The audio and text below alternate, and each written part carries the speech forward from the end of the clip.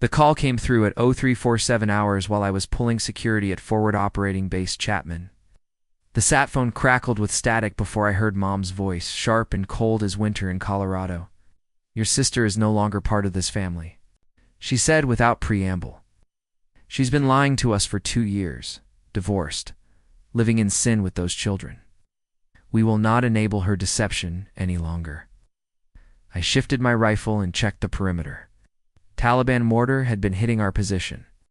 Every night for a week. "What are you talking about, Mom?" "Sarah's been divorced since 2019. She's been taking money from us under false pretenses. Your father and I have cut off all contact.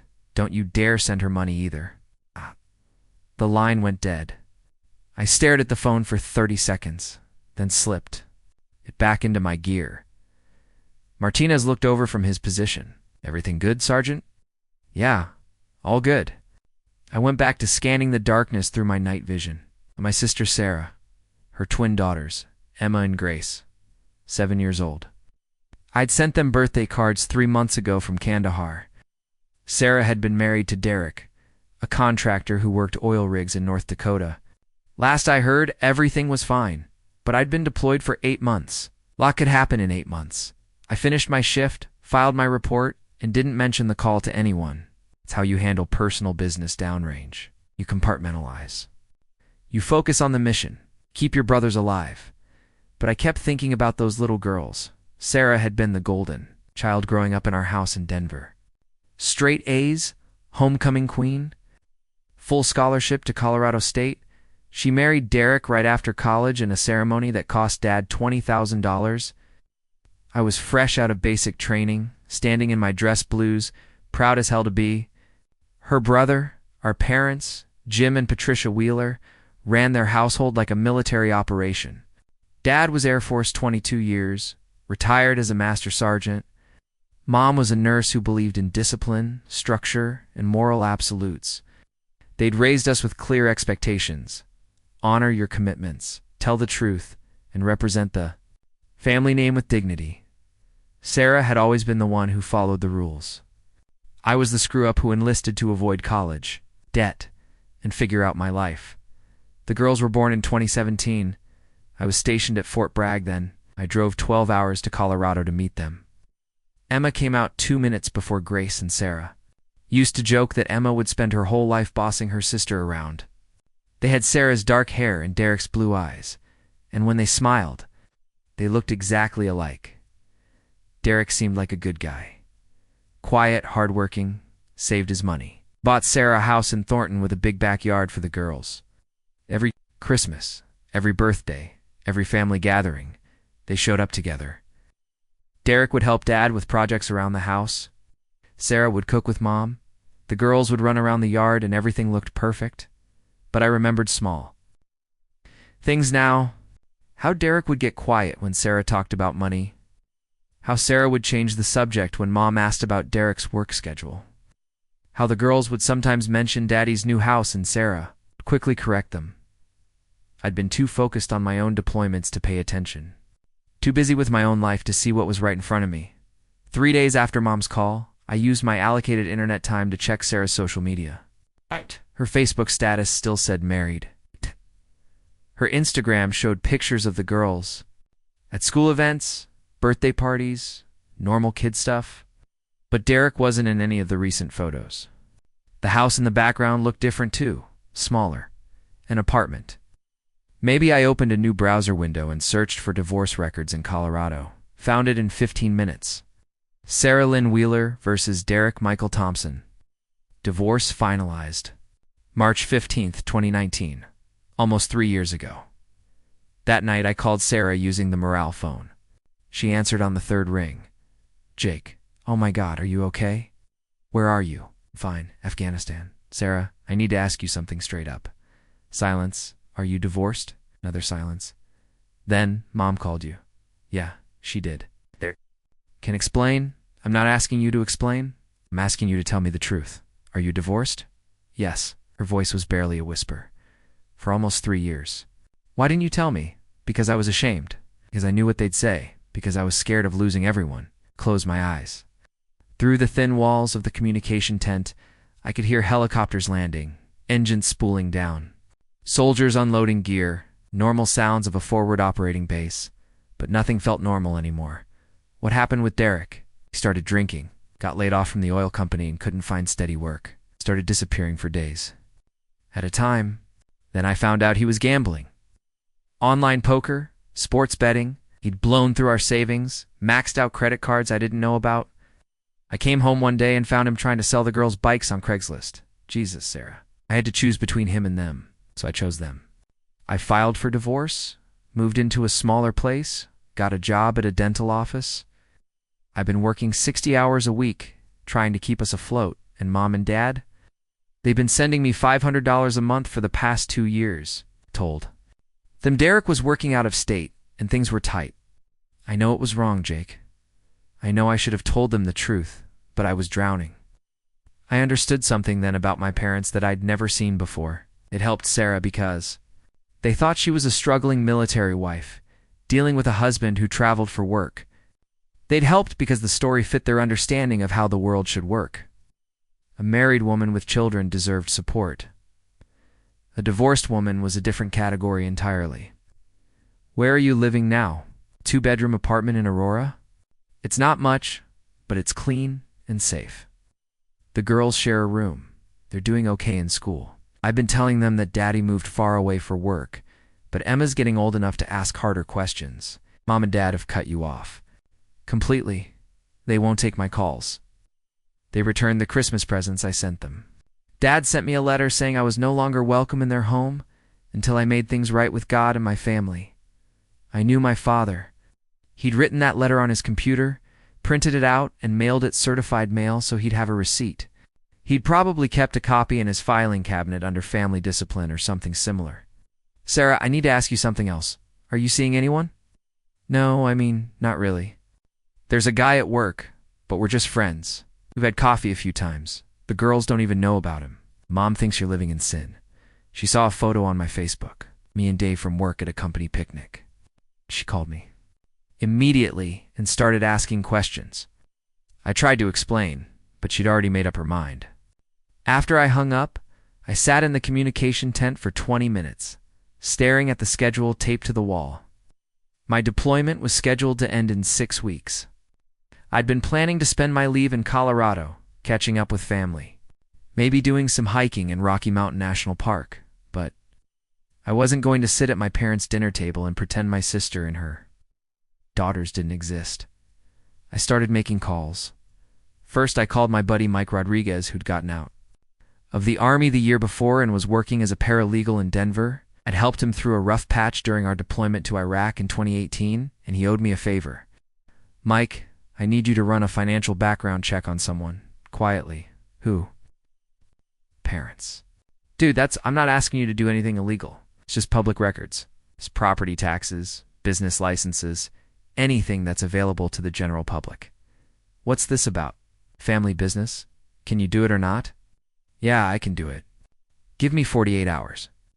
Next, I called my grandmother, Dad's mother, who lived in a retirement community in Colorado Springs. Grandma Wheeler was 83, sharp as a tack, and had never been impressed by my father's rigid moral code. Grandma, it's Jake. Oh, honey, how are you? Are you safe? Fine. Grandma, I need to ask you about Sarah. Oh, that poor girl. Your parents have lost their minds. You know what happened? Of course I know. Your father called me expecting me to agree with their decision. I told him he was an idiot. Those little girls are my great-granddaughters. I don't care if their mother is divorced, widowed, or never married at all. Have you talked to Sarah? Every week. She's working herself to death, Jake. She's proud. Won't take money from me. But I can hear it in her voice. She's scared. Scared of what? Losing those girls. She's barely making rent. Her car's falling apart. She's been looking at second jobs, but childcare is expensive. She's trapped. I closed my eyes again. What do you think I should do? I think you should do what your parents should have done. Help your sister. Help those babies. To maybe remind your mother and father that being right isn't the same as being righteous. I called back 2 days later with information that made my blood run cold. Your parents aren't just comfortable, Jake. They're loaded. What do you mean? Your dad's been collecting military retirement for 15 years. Mom's been working as a nurse supervisor at Presbyterian St. Joseph for 22 years. They own their house outright, worth about $400,000. They've got investment accounts, CDs, a healthy 401k, conservative estimate. They're sitting on close to $800,000 in liquid assets. You're kidding me. I'm not done. Your dad's been running a side business for the past 5 years, home security consulting. He's got contracts with 3 different companies. He's pulling in an extra $30,000 a year cash. And they've been sending Sarah $500 a month like it was some huge sacrifice. That's pocket change for them, brother. They could have been sending her $2,000 a month without even noticing. But they cut her off. They cut her off because she lied to them, not because they couldn't afford to help. I understood then what I was really dealing with. This wasn't about money. This wasn't even about divorce. This was about control. My parents had been helping Sarah because they thought she was following their rules. The moment they discovered she'd been making her own decisions, they'd pulled the plug. They were willing to let 2 7-year-old girls suffer because their mother had failed to meet their moral standards. That night, I called Sarah again. "How are you doing on rent?" "I'm managing." It's not what I asked. Silence. "Sarah, how are you doing on rent?" "I'm 3 months behind. Property manager said they'd start eviction proceedings next week if I don't catch up." "How much?" "Jake, I can't ask you to. I'm not asking you to ask me. I'm asking you to tell me how much." $3,600. "What's your monthly rent?" $1,200. "And your other bills?" "Jake, please don't, Sarah. I've been deployed for 8 months. I've been living in a tent, eating MREs and dodging mortars. I've got money saved up. Let me help you. It's not just about money. I need a better job. I need reliable childcare. I need a car that won't break down every other week. I need what you need is time to figure things out without worrying about getting evicted. Let me give you that time." I wired her $5,000 the next morning. It would cover her back rent and give her a small cushion. But I knew it was just the beginning. 2 weeks later, I was back at Fort Carson, processing out of the deployment. I had 30 days of leave before my next assignment. I drove straight to Aurora. Sarah's apartment was in a complex that had seen better days. The parking lot was full of potholes, and half the exterior lights were burned out, but the building was clean, and the area was safe. I knocked on the door at 1800 hours. Emma answered, and her face lit up when she saw me. "Uncle Jake." Both girls rushed the door, and I knelt down to hug them. They looked good. Clean clothes, healthy color, bright eyes. Sarah was doing something right. "Where's your mom?" "She's in the kitchen. She's making spaghetti." Sarah appeared in the doorway, wiping her hands on a dish towel. She looked tired but put together. She'd lost weight, and there were shadows under her eyes, but she was still my sister. "I didn't know you were coming."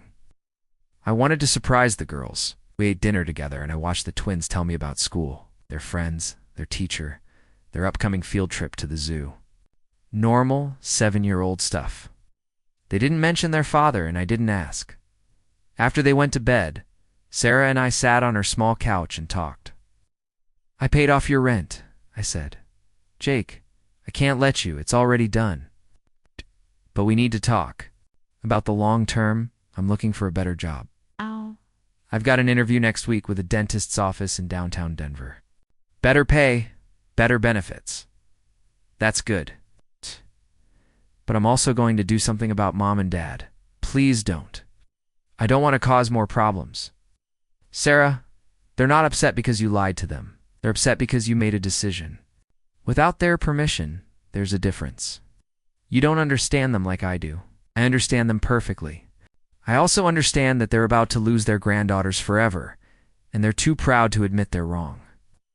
I spent the next 3 days gathering information. I drove to Thornton and found Derek's current address. He was living in a studio apartment near a casino. His truck was in the parking lot, and the tires were bald. I sat in my car for an hour, watching him come and go, and decided I didn't need to talk to him. Sarah had made the right choice. I visited my parents' house while they were at work, used the key I'd had since high school, walked through the rooms where I'd grown up, looking at everything with new eyes. 4 bedrooms, 3 bathrooms, finished basement, 2-car garage. Pictures on the walls of me in uniform, Sarah in her wedding dress, the twins as babies. But no recent photos of Emma and Grace. Mom had removed them all. I found Dad's home office and spent 20 minutes going through his files. He kept meticulous. Records of everything. Bills, investments, insurance policies, tax returns. The man who'd taught me to balance a checkbook and save for the future had been living well while his granddaughter shared a bedroom in a rundown apartment complex. I found the folder labeled Sarah and read through 2 years of correspondence. Every check he'd sent, every phone call he'd logged, every email he'd saved. He'd been tracking her progress like a military operation. Then I found the letter he'd written, but never sent. 3 pages typed and printed explaining why he and Mom had decided to cut off contact.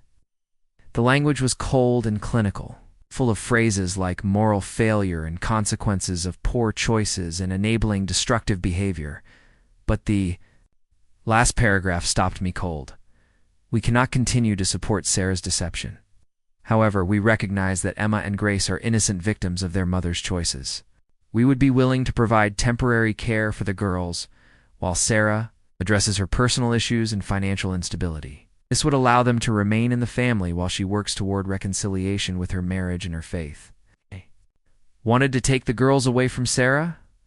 I photographed the letter with my phone and put everything back exactly as I'd found it.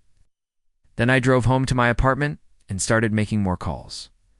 I called Mike Rodriguez again. I need you to help me with something else. What now? I need you to find out about grandparent custody rights in Colorado. Oh, shit, it's like that. It's like that. I'll get back to you. I called my grandmother and told her what I'd found. I'm not surprised, she said. Your father has always thought he knew what was best for everyone. But if he tries to take those girls away from Sarah, he'll have to go through me first. What can you do?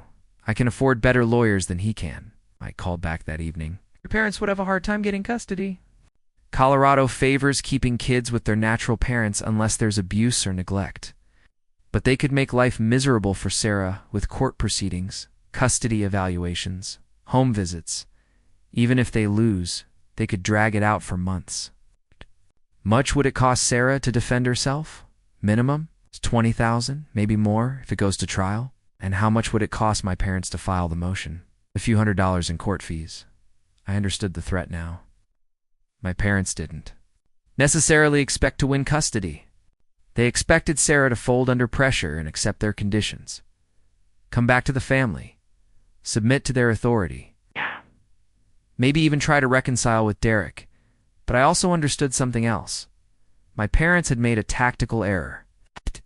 Assumed Sarah was isolated, desperate, and alone. They'd forgotten about me. The next morning, I drove to my parents' house. Dad was in the garage, organizing his tools. Mom was in the kitchen reading the newspaper. Jake, Mom said when I walked in. Didn't know you were home. Got back last week. You look good? How was Afghanistan? It's fine. Where's Sarah? The temperature in the room dropped 10 degrees. We don't discuss Sarah in this house, Dad said. From the garage doorway, we're going to discuss her today. No, we're not. She made her choice.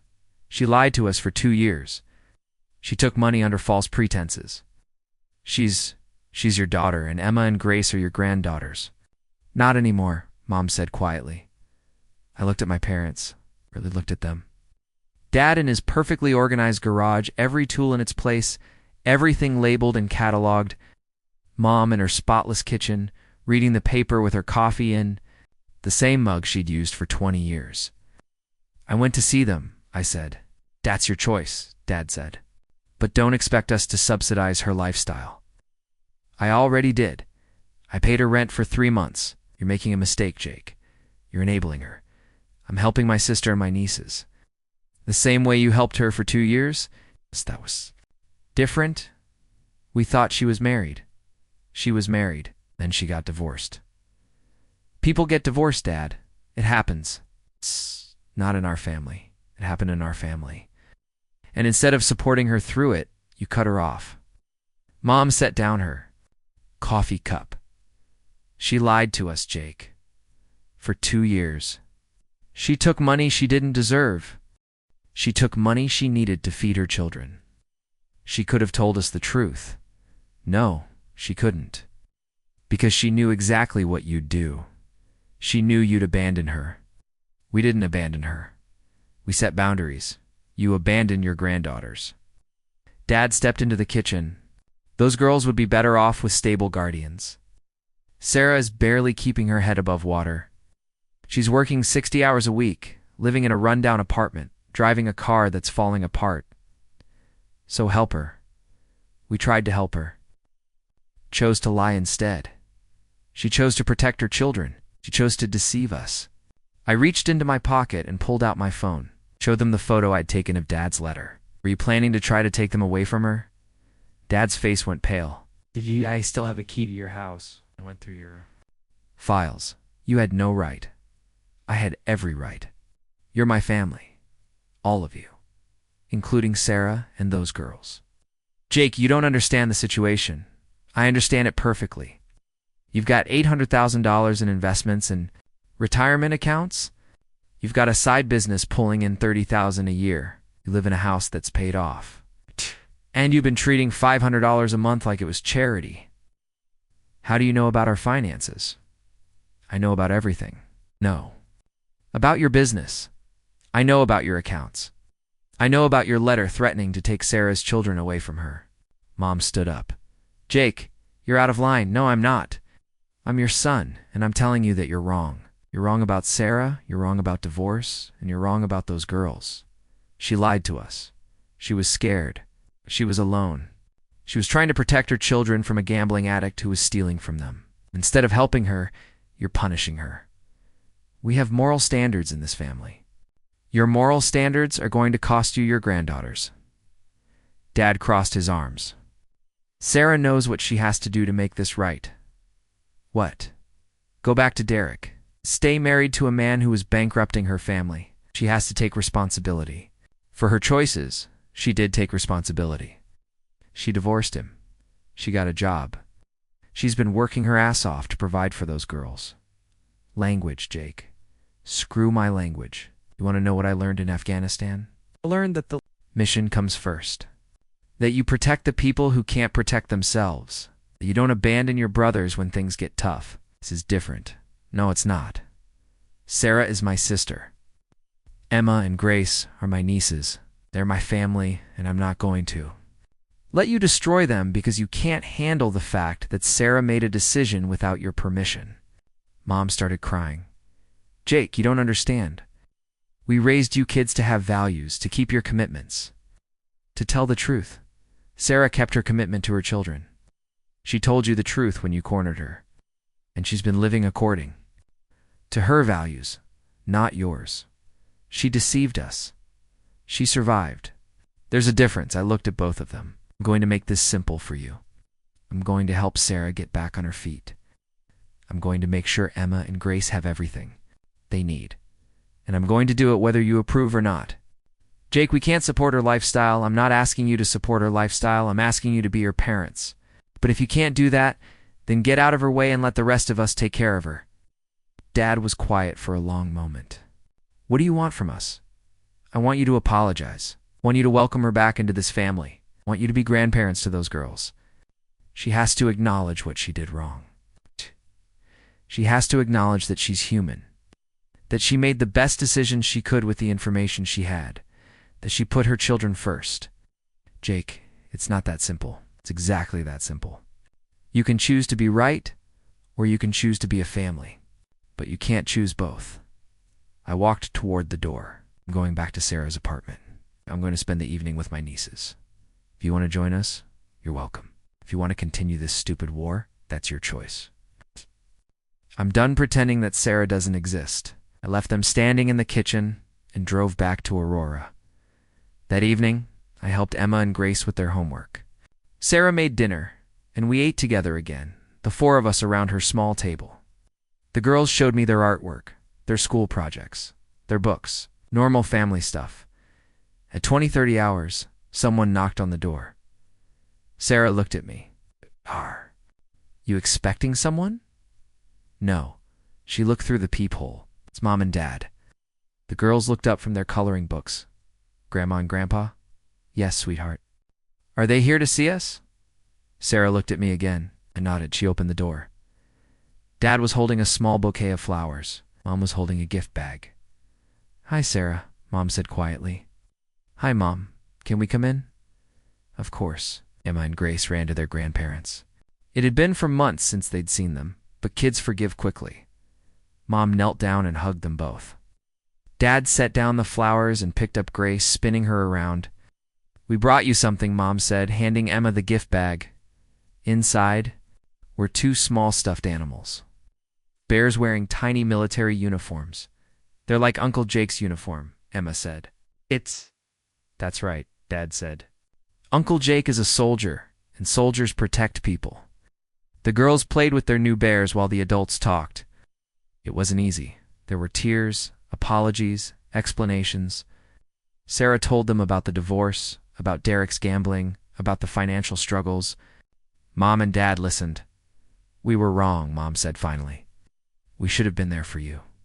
We were angry about the lying, Dad said, but we were more angry about losing control. Jake helped us understand that. I was scared, Sarah said. I was terrified you'd take the girls away from me. We would never do that, Mom said. They belong with you. But I found your letter, Dad, the one about custody. Dad looked down at his hands. I was angry. I was thinking like a soldier instead of a father. I was planning a campaign instead of helping my daughter. I'm sorry I lied to you, Sarah said. I should have trusted you with the truth. You should have, Mom said. But I understand why you didn't. It took 3 hours, but by the end of the evening, we'd worked out a plan. Mom and Dad would help Sarah with a down payment on a reliable car, to pay for the girls after school. Care so Sarah could work normal hours. They'd resume their monthly support, but without conditions or oversight. Most importantly, they'd be grandparents again. I went back to Fort Carson the next day and finished processing my leave. My next assignment was Fort Benning, Georgia, where I'd be training new soldiers. Good duty, but it would take me away from Colorado. Before I left, I had one more conversation with Sarah. Are you going to be okay? I think so. I got the job at the dental office downtown. Better pay, better benefits. The girls can go to after-school care at the community center. Mom and Dad are going to help with the car. And you're not going to let them control you, not going to lie to them anymore. But I'm also not going to let them make decisions. For me, I'm 32 years old, Jake. I'm a grown woman. Good. What about you? Are you going to be okay? I'm always okay. That's not what I asked. I looked at her. I'm proud of you, Sarah. You made hard choices. You protected your kids. You didn't give up. I almost did a few times, but you didn't. That's what matters. 6 months later, I was at Fort Benning, training a new class of soldiers. My phone rang during a break between classes. Uncle Jake? Emma? Is that you? Yes. Guess what? What? Mommy, we got a new job, and we're going to move to a house with a yard. That's great, sweetheart. Where's your mom? She right here. She wants to talk to you. Sarah came on the line. Jake, I got promoted to office manager. 30% raise, full benefits. We're moving to a rental house in Thornton next month. 3 bedrooms, fenced yard, 2-car garage. That's fantastic. And Jake, Mom and Dad are helping us move. Dad's already started planning how to organize the garage. Of course he has. I wanted to thank you for everything you did. Understanding? Up for us. You don't need to thank me. You're my sister. The girls are my nieces. That's what family does. Not all families. No, not all families. I hung up and went back to my trainees. Young soldiers, most of them barely out of high school, learning how to be warriors. I taught them about tactics, about weapons, about following orders. But I also taught them about loyalty, about protecting the people who couldn't protect themselves, about making hard choices. Some of them had families back home. Some of them had problems they couldn't solve from 800 miles away. I told them what I'd learned, that being a soldier didn't mean you had to choose between the mission and your family. Sometimes, taking care of your family was the mission. A year later, I got leave to visit Colorado. Sarah and the girls were settled in their new house. Emma and Grace had their own rooms, decorated with posters of horses and soccer players. The backyard had a swing set that Dad had built himself. We had dinner together, all 5 of us around. Sarah's dining room table, normal family stuff. The girls told us about school, their friends, their activities. Sarah talked about work, about her plans to go back to school part-time to become a dental hygienist. After dinner, Dad and I sat on the back porch while the girls played in the yard. "You were right, he said. "About what?" "About choosing. To be a family instead of being right." Spent so much time worrying about Sarah's choices that I forgot to worry about my own. Figured it out. We almost lost them. Those girls, Sarah, we almost lost all of you because I was too proud to admit I was wrong, but you didn't lose us. No, thanks to you. I watched Emma and Grace chase each other around the yard, their laughter echoing off the fence. They were 8 years old now, healthy and happy and safe. They had a mother who loved them, grandparents who supported them, and an uncle who would always be there for them. "Dad, can I ask you something?" "Sure. Are you happy?" He thought about it for a moment. "Yeah, I'm happy. I'm proud of Sarah. I'm proud of those girls. I'm proud of you." "Good. You happy, Jake?"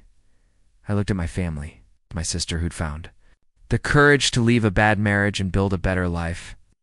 My parents who'd learned to love without conditions. My nieces who'd never known how close they'd come to losing their family. "Yeah, Dad, I'm happy." 6 months later, I got a letter from Emma. She was in 3rd grade now, and her teacher had assigned the class to write thank you letters to military personnel. Emma had chosen to write to me. "Dear Uncle Jake," the letter said in her careful 8-year-old handwriting. "Thank you for being a soldier and protecting people. Thank you for protecting us. Mommy told me that you helped our family when we needed help." She said that's what soldiers do. They protect people who can't protect themselves. "I want to be like you when I grow up, love, Emma." I read the letter 3 times, then folded it carefully and put it in my wallet. I carried it with me through the rest of my deployment. Through training exercises, through long days in the field, because that's what soldiers do. We protect people who can't protect themselves. We stand up for what's right, even when it's difficult. We choose loyalty over convenience, family over pride, love over judgment, and sometimes, if we're lucky, we get letters from 8-year-old girls who want to be like us when they grow up. I'm still serving, still training soldiers, still teaching them about tactics and weapons and following orders. But I also teach them about family, about loyalty, about the mission that matters most. Because at the end of the day, the mission isn't just about protecting your country. It's about protecting your people. All of them. Even the ones who make mistakes. Even the ones who lie when they're scared. Even the ones who choose divorce over staying in a bad marriage. Especially them. Sarah's doing well. She finished her dental hygienist program and got a job at a pediatric dentist's office. She's dating a teacher now, a good man who makes her laugh and treats the girls like his own daughters. She's happy. Emma and Grace are 10 now, 5th graders who play soccer and take piano lessons and argue about whose turn it is to feed the cat. Normal kids with a normal life because their mother had the courage to choose what was right over what was easy. My parents are good grandparents. They babysit, they go to school events, they spoil the girls just enough without undermining Sarah's authority. They learned to love without conditions, to support without controlling. And I learned something important about family. It's not about being perfect. It's not about following all the rules or never making mistakes. It's about showing up for each other when it matters. It's about choosing love over judgment, loyalty over pride, forgiveness over being right. Sometimes, being a soldier means fighting wars in distant countries. Sometimes it means fighting battles in your own backyard. Sometimes it means standing up to the people you love most because they need to hear hard truths. But it always means protecting the people who can't protect themselves. Even when those people are your own family. Even when the threat comes from inside your own home. I'm retiring from the Army next year. 20 years of service, multiple deployments, countless training exercises. I've been offered a job with a defense contractor in Colorado Springs, which means I'll be close to Sarah and the girls, Emma wants to join the military when she grows up. She's got the discipline for it, the sense of duty. Grace wants to be a veterinarian. They're both honor roll students, both involved in extracurriculars, both well-adjusted kids who've never known they came close to losing their family. That's how it should be. Last month, I got a call from a young soldier at Fort Carson. His wife had left him while he was deployed, taken their daughter, and moved in with another man. His parents were telling him to fight for custody, to hire lawyers, to make her pay for what she'd done. I met him for coffee and listened to his story. Then I told him mine. The mission isn't always about winning, I said. Sometimes it's about protecting the people who can't protect themselves, even when those people have hurt you, even when they've made choices you don't understand. She lied to me for months, he said. She was seeing this guy while I was in Afghanistan. Maybe she was. Maybe she was lonely and scared and made a bad choice.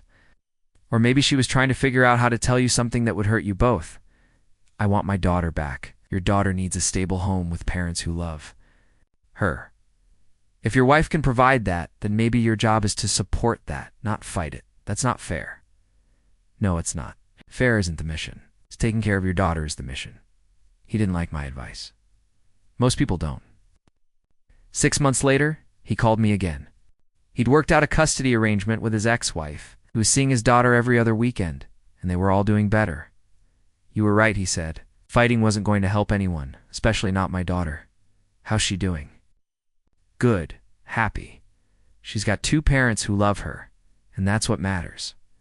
That's the lesson I learned from Sarah's situation. That sometimes the people we love most will disappoint us. They'll lie to us. They'll make choices we don't understand. They'll fail to meet our expectations. But our job isn't to punish them for being human. Our job is to love them anyway. My parents learned that lesson too. They learned that controlling people isn't the same as protecting them. They learned that love without conditions is the only kind of love that matters. Sarah learned that telling the truth is usually less painful than living a lie. She learned that family will forgive you if you give them the chance. She learned that sometimes the bravest thing you can do is ask for help. And Emma and Grace learned that families come in all shapes and sizes, that divorce doesn't mean failure, that love is stronger than disappointment, that their Uncle Jake will always be there for them, no matter what. I keep Emma's letter in my wallet. It's worn now, the edge is soft from handling, but the words are still clear. I want to be like you when I grow up. She already is like me. She's loyal. She's brave. She stands up for people who need protecting. She just doesn't know it yet.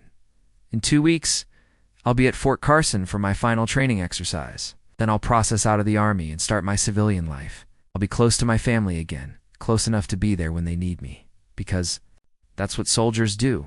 We serve. We protect. We stand ready. And sometimes, if we're very lucky, we get to come home.